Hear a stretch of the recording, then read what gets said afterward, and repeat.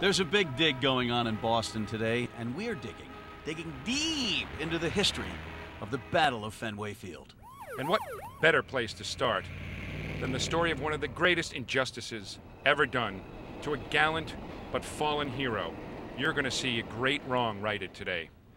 Follow us as we challenge history, breaking the Buckner Code with our well-researched theory, the Schiraldi Principle. We're standing in front of Paul Revere's house, and you may wonder why. As it turns out, Paul Revere is the great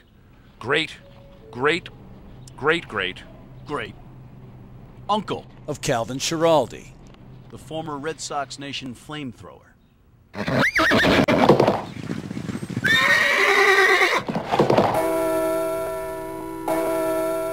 Chapter 12 of our Schiraldi Principle has us following the free Bill Buckner Freedom Trail here at the Old North Church, where a lantern was hung, marking the final pivotal days of the Battle of Fenway Field.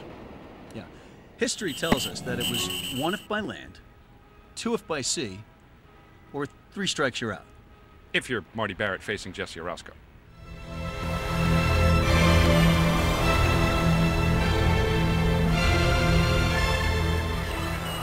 We're here at Boston Harbor, the place where McNamara's band awaited relief.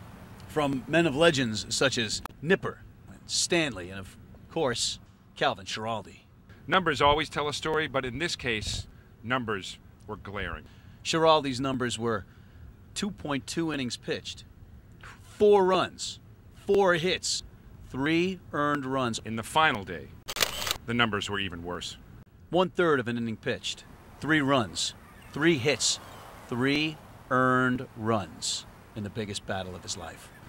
Our case is being made.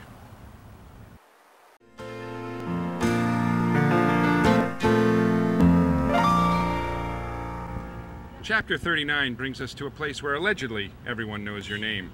That's right, Matt. And right here, the groundwork was laid in a scheme led by John McNamara, Gene Yockey, and General Manager Lou Gorman. That's right. The allegations are such that Gorman, a former Metropolitan officer and alleged spy, reneged on drafting Roger Clemens into the ranks with the Metropolitans, yet did so when he was commanding Red Sox Nation. Roger Clemens, if you recall, failed to win Game 6. That's right, he did. Handing the ball over to Calvin Schiraldi. Calvin Schiraldi.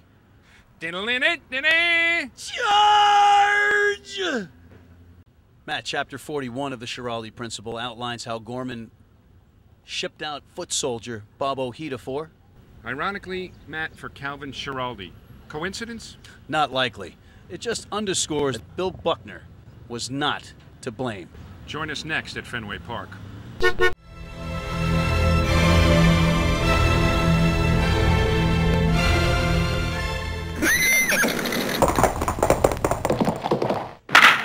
Matt, the final chapter of our Schiraldi Principle leads us here. That's right, and we're not just here, the site of the Battle of Fenway Field, now known to Red Sox Nation as the Boston Massacre, to vilify Calvin Schiraldi. No, we're not.